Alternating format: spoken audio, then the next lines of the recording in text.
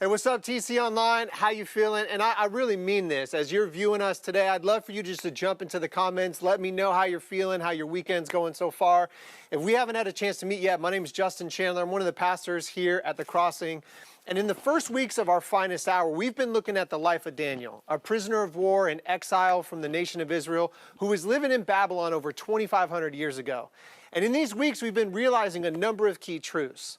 That there's a God-given name for each one of us that transcends what life or others have allowed us to be called. And it's vital we know our name. We've also learned that small decisions made frequently are what shape us. The choices we make today define our tomorrow, and we change through our choices. We make good choices that line up with who God says we are and what we want our life to be about. Last week, we were reminded to never lose faith in the end of the story. We trust the process. See, you're not alone, no matter what you're going through. And even in your darkest hour, when you have nowhere to turn, and in your moment of greatest need, there is someone greater who has been with you all along. And if you've been able to read along with us and all that's occurred in the life of Daniel and his friends, and even if you haven't, they fill the pages as our main character. But there's someone who's been present every step of the way, one whose every decision and action has an impact. And his name is Nebuchadnezzar. See, Nebuchadnezzar ruled the Babylonian Empire for 43 years and has held historical notoriety when he defeated the Egyptian army at the Battle of Carchemish. It's widely considered one of the greatest military victories in history.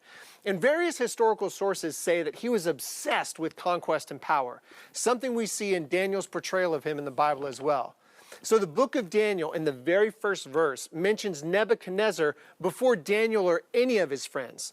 Chapter after chapter, his name will be the primary instigator of all of the trauma, situations, and circumstances that these men will face. Nebuchadnezzar takes on a role in history that many have taken in stories, both fiction and nonfiction. And it's the role of an antagonist. An antagonist is a person who's opposed to, struggles against, or competes with another, the adversary of the hero. And antagonists are just as popular as the hero. At times, they may be even more popular. In fact, some of the most notorious characters are the villain or the antagonist. And when I say that, you may think of Darth Vader from Star Wars, Lord Voldemort from Harry Potter, Hans Gruber from Die Hard, Sauron from The Lord of the Rings, right? And even if they're the bad guy or the villain, everyone has a favorite. So I'd love to hear from you. Who's your favorite villain? Whether it's in literature, TV, or movies, go ahead, jump in the comments right now. Let us know who your favorite villain is. Compete with somebody else. So in the couple of chapters of interactions between Daniel, his friends, and Nebuchadnezzar, something very intriguing has begun to happen, one that's worth noting.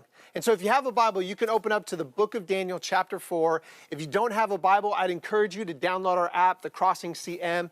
And when you click on the home button at the bottom, you can scroll down and you'll see a section that's called Notes. And each portion of what I share today will be included there. So as you're downloading the app or as you're turning there, let's play a little bit of catch up in our story. As Nebuchadnezzar conquered the people of Israel, he ordered the very best of each nation to be taken as prisoners of war to his capital city of Babylon, where they'd been indoctrinated in Babylonian culture. Daniel and his friends were among them. And in the midst of their training, there was something special about Daniel, Hananiah, also called Shadrach, Mishael, known as Meshach, and Azariah, renamed Abednego.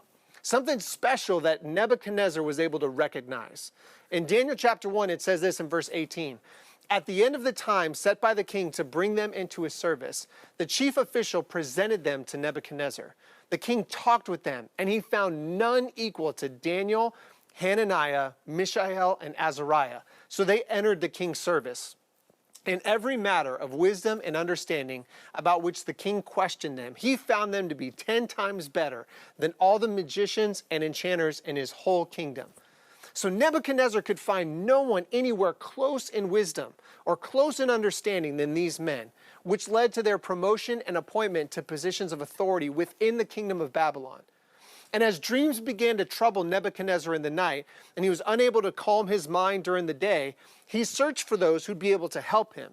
And when he could find no one, only Daniel and his friends, following a time of prayer, could provide both the question and the answer that Nebuchadnezzar sought. And this earned Nebuchadnezzar's respect. Daniel chapter 2, verse 46 and 47 say this. Then King Nebuchadnezzar fell prostrate before Daniel and paid him honor and ordered that an offering and incense be presented to him. The king said to Daniel, "Surely your God is the God of gods and the Lord of kings and a revealer of mysteries, for you were able to reveal this mystery." And notice that honor and offering and incense was paid to Daniel, not paid to God. At this point, Nebuchadnezzar thinks that it's Daniel who's responsible for the positive fortune that's fallen upon him. And as Andrew shared last week in Daniel chapter 3, Nebuchadnezzar builds an enormous statue of himself and orders everyone from his kingdom that at the sound of music, they were going to fall down and worship that statue. And when Shadrach, Meshach, and Abednego were unwilling to comply, Nebuchadnezzar ordered their execution within the fiery furnace. The fire was so hot that even the soldiers who took them to their deaths were unable to survive. Miraculously, not only did Shadrach, Meshach, and Abednego survive, they were not burned, and there was no smell of smoke on them. Even more, there was another one in the fire with them, someone greater than Daniel who had been with them all along. And at this, Nebuchadnezzar had to respond. Daniel chapter 3, verses 28 and 29 say it like this. Then Nebuchadnezzar said, "Praise be to the God of Shadrach, Meshach, and Abednego, who has sent his angel and rescued his servants. They trusted in him and defied the king's command and were willing to give up their lives rather than serve or worship any god except their own God. Therefore I decree that the people of any nation or language who say anything against the God of Shadrach, Meshach, and Abednego be cut into pieces and their homes be turned into piles of rubble, for no other God can save in this way." Now, for us, when we read the end, it seems like a bit of an overreaction, right? But consider the progression that has occurred in Nebuchadnezzar's life. In every chapter, Daniel and his friends have been fighting for their lives. Every new request from Nebuchadnezzar finds another way that he plans to execute them. In chapter 1, it's their lives, along with the chief official, over their choice of food. In chapter 2, it was delivering them from a death order since no one was able to interpret Nebuchadnezzar's dream. In chapter 3, it was delivering them from the fiery furnace because of the accusations of jealous co-workers. Now, we can look down our nose at Nebuchadnezzar, but this is something that happens to you and I all the time. Has there ever been a time when your behaviors don't match your beliefs? Because this is a church online, you may be connecting that to a faith question because of the word belief, but this extends far beyond faith. You can think of it like this. Like, I can say I want to be a present husband and father, but when I come home, I can't put my phone away or put my work down. I could say I'd like to have better abs, but I can't stop eating chips and salsa at night. Like 0 snack 30 hits and it's irresistible. You can say you're a Lakers fan, but you only cheer for them when they're competing for championships. I'm talking to you, 2013 to 2018 Lakers. Or you could say like, hey, I want to explore and grow in my faith more, but I don't have time. But I did crush that new season of The Boys, which this is a shameless plug for you to start in the Daily Guide if you haven't had a chance to do so yet. So that transformation that occurs in Nebuchadnezzar's life was possible because Daniel and his friends were unwilling to compromise their beliefs. In fact, their behaviors and actions further affirmed the resiliency of their beliefs. This is possible for you and for me as well. When you know your God-given name, when you make choices that change you and you trust the process, people are bound to notice. The unique power of God's influence on your life will start to influence others. They'll value your contribution, whether it's at work or home, and they will want to know more. And in chapter 4, we see the fulfillment of that promise in Nebuchadnezzar. Interestingly, this chapter in Daniel's book is not written by Daniel or his friends, but by Nebuchadnezzar himself. So here's what Daniel chapter 4, we're going to read verses 1 to 3. Here's what it says. King Nebuchadnezzar, to the nations and peoples of every language who live in all the earth, may you prosper greatly. It's my pleasure to tell you about the miraculous signs and wonders that the Most High God has performed for me. How great are his signs, how mighty his wonders. His kingdom is an eternal kingdom. His dominion endures from generation to generation. And there's an incredible line that happens in the opening paragraph within the first few sentences. See, up to this point in our interactions with Nebuchadnezzar, he used phrases like this, like, surely your God, or praise be to the God of Shadrach, Meshach, and Abednego. But what Nebuchadnezzar just said changes how we view him and the impact of all these interactions. So we're going to read this verse again, and we're going to highlight this portion on the screen. King Nebuchadnezzar, to the nations and peoples of every language who live in all the earth, may you prosper greatly. And it's my pleasure to tell you about the miraculous signs and wonders that the Most High God has performed for me. How great are his signs, how mighty his wonders. His kingdom is an eternal kingdom. His dominion endures from generation to generation. The next moments in chapter 4 are going to fall into a really familiar territory for Nebuchadnezzar. He has another dream. He struggles with the meaning. But there was someone he knew who had the reputation of delivering. See, Daniel was able to come through before, and surely Daniel will be able to come through again. But this dream, unlike the previous one in chapter 2, was not impersonal or wasn't speaking to the future. God was speaking directly to Nebuchadnezzar and inviting him to turn from his ways. But Nebuchadnezzar had never had a moment like this. God was using the lives of Daniel and his friends so that Nebuchadnezzar could experience his life-changing ways. And as is true for many in power and for many of us, it takes a lot more than a warning or a bad dream to get us to stop. And this was true for Nebuchadnezzar as well. So following this dream and the interpretation from Daniel, here's what occurred. It's in Daniel chapter 4, verses 29 to 33. It says, 12 months later, as the king was walking on the roof of the royal palace of Babylon, he said, "Is not this the great Babylon I've built as the royal residence, by my mighty power and for the glory of my majesty?" Even as the words were on his lips, a voice came from heaven and said, "This is what decreed for you, King Nebuchadnezzar. Your royal authority has been taken away from you. You will be driven away from people and will live with the wild animals. You will eat grass like the ox. 7 times will pass by for you until you acknowledge that the Most High is sovereign over all the kingdoms on earth and gives them to anyone he wishes." Immediately, what had been said about Nebuchadnezzar was fulfilled. He was driven away from people and ate grass like the ox. His body was drenched with dew of heaven until his hair grew like the feathers of an eagle and his nails like the claws of a bird. Now this is a wild story. See, Nebuchadnezzar, the most powerful man in the world, was driven from people. He ate grass like an ox, was covered in rain, and the hair on his body grew out to be like feathers from an eagle, and he had nails like a bird. And you may think this sounds a little bit familiar. It's the exact story of the Disney movie, The Emperor's New Groove. See, Cusco had power, and he had land, and he was seeking more. And so in his jealousy, he was turned into a llama by the second-in-command, Isma. Only by the help of an unlikely peasant, Pacha, is he able to regain his body. And now, not to be outdone, there's this character named Kronk. He's Isma's aide, and it's played by Patrick Warburton, who is one of the greatest voice actors of all time. And you may think that that's fine and good for a Disney movie, but you and I live in the real world. Like, this isn't a cartoon. And it may be moments like this, like where you start to think that in the life of Daniel or in other accounts in the Bible, that it's a stretch, if not a fabrication altogether. It's a story. It's like something we say to kids. But here's something really incredible. There's 2 historical sources outside of the Bible and outside of faith who corroborate what's being described here. Which, if you're bored later today or later this week, it makes for a fun little history exercise, so you can feel free to send me an email. I'll tell you all about it. You'll be able to dig in a little bit deeper. So here's this moment, the culmination of how Daniel and his friends have lived.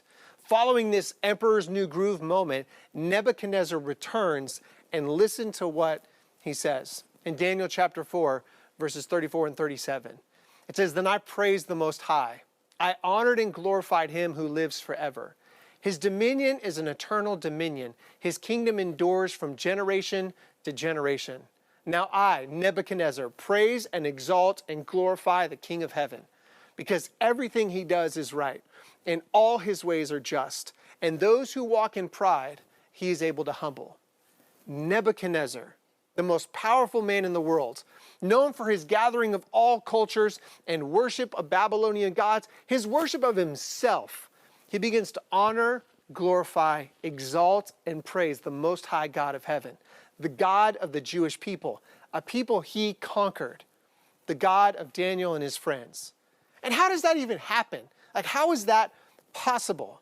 See, it begins in Daniel chapter 1, verse 2, when it says that the Jewish people were delivered into the hands of Nebuchadnezzar, and 4 Jewish boys were taken to Babylon. And in their service in Babylon, they showed their excellence in education and training, their ability when all others failed, and their resolve to their commitments. The greatest tragedy in the life of Daniel and his friends was watching the capital city of the Jewish people besieged by a foreign empire, captured and destroyed. Like, who knows the fate of their families? But these young men were carted off to live in the service of the very man who brought incredible pain and destruction to their lives. Not to mention all that would come while they were in his service. Of all the points in history and of all the places they could live, Daniel and his friends were entrusted to Babylon in the service of Nebuchadnezzar. And what did God do through this? God used it as the primary way for the most powerful man in the world to experience his life-changing ways. And it couldn't have happened any other way. And it'd be maybe easy enough for us to associate this with a Bible character or a concept. But what about your life? Who do you want to experience the life-changing ways of Jesus? What about the family you're placed in, the neighborhood you live in, the friends you have, your acquaintances, those whom you work with? It could even be you. Today, right now, you want to experience the life-changing ways of Jesus. Could it be that God has placed you within this very specific place on the planet, and in this very specific point in history, within these very specific circumstances, so that God could use you in the very same way? Wouldn't it be just like God to do that? See, it's a belief I have that's been influencing each day I live. And in the same way that God used Justin Chandler to impact my life as a teenager, I pray that God would use your life and my life and the life of my wife and my kids to do the same for others. And you may think that that's because I'm a pastor, which that's partially true. But I can tell you what's influenced me even more, especially in the last few weeks, is our daily guide. See, this week, over the next few days, you're going to have a verse every single day that's going to help you see God's desire to change your life and the life of everyone you will meet. And if you read, reflect, and pray on this verse in the morning, that'll frame the conversations you have throughout the day. Then, as you complete the finest hour section at the bottom, it'll begin to have stories of those who have had conversations with and the way that God is using you to help them take one step closer. Some of the best conversations I've had with my neighbors in 4 years have occurred in the last 3 weeks, simply because I've committed to the daily guide. And what's true for Daniel, I pray and hope will be true for you as well. May this be our finest hour. As others recognize there's something different about your life, as you gain their respect for how you handle trying circumstances, as they respond to the way that you've come out on the other side, and as you develop the reputation of someone they can trust and confide in. See, there's a quote included on the first page of this week in our guide. It's by Demi Lovato, and I feel it's the perfect way for us to end. Here's what it says. Share your story with someone. You never know how one sentence of your life could inspire someone else to rewrite their own. It's part of why I wanted to share my story today, in hopes that you, just like others who have been a part of our church for the over 30 years, would be willing to say yes today. And so here's the ways I'm going to invite you to respond. For some of you, today is your day for you to say yes to Jesus. And we're going to give you a moment to be able to say yes to that. For some of you, you know someone in your life, whether it's an acquaintance, a friend, a coworker, who you want to experience the life-changing ways of Jesus. And there's a third group of people that maybe your behaviors don't match your beliefs and you're just wanting to see that changed.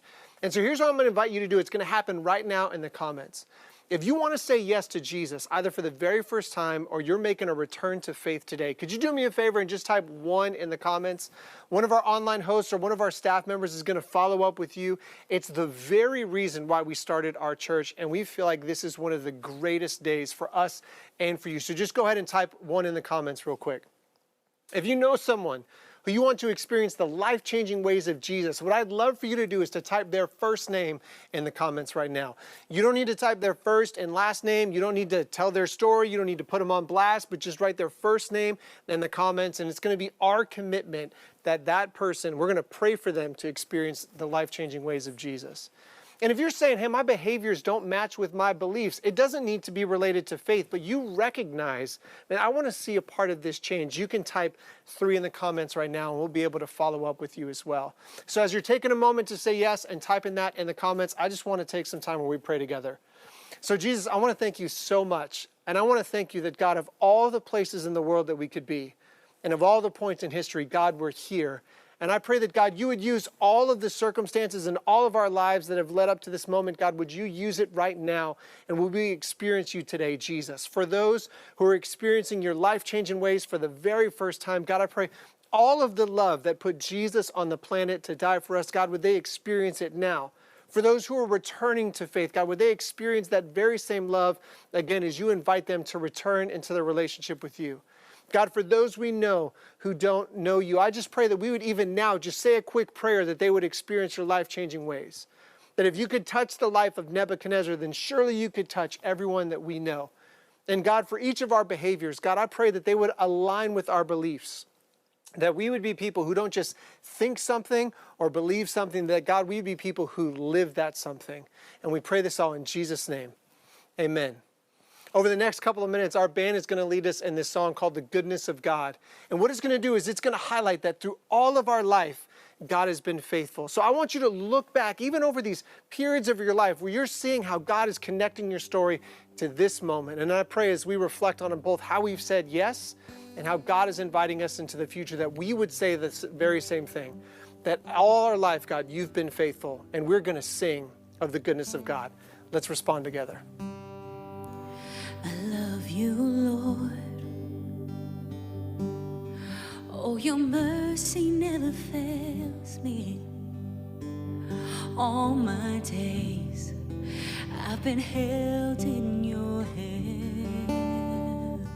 From the moment that I wake up until I lay my head, I will sing of the goodness of God.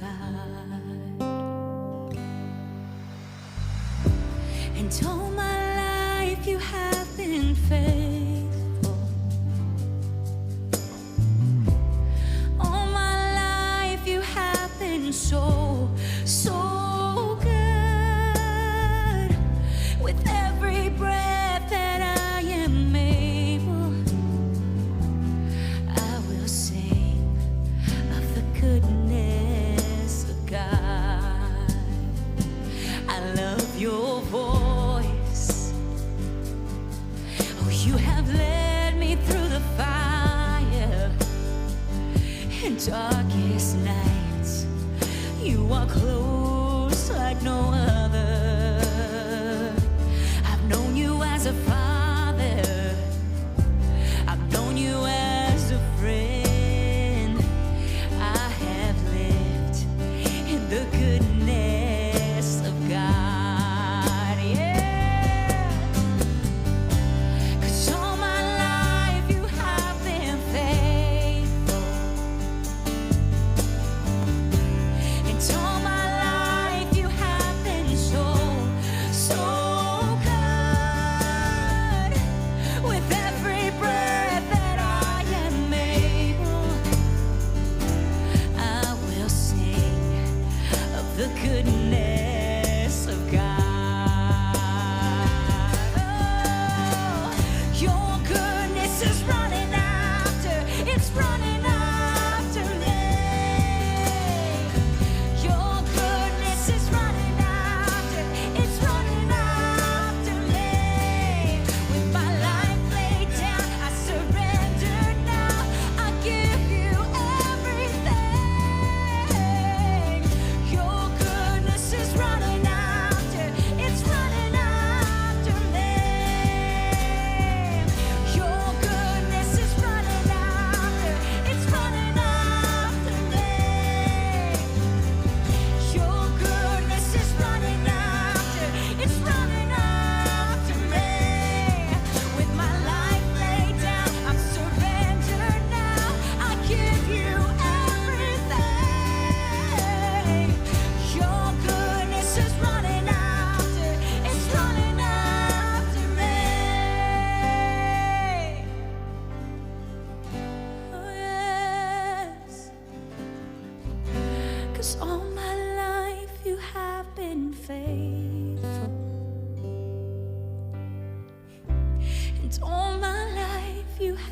and soul.